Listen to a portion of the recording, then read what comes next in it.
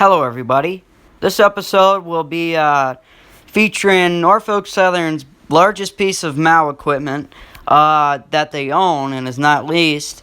This is a machine that works with ballast. I think it takes old ballast and then it puts it in a hopper that they are carrying, and it scoops it up and then puts it in that hopper, and then eventually a Herzog train or a ballast train in general will dump down some newer ballast.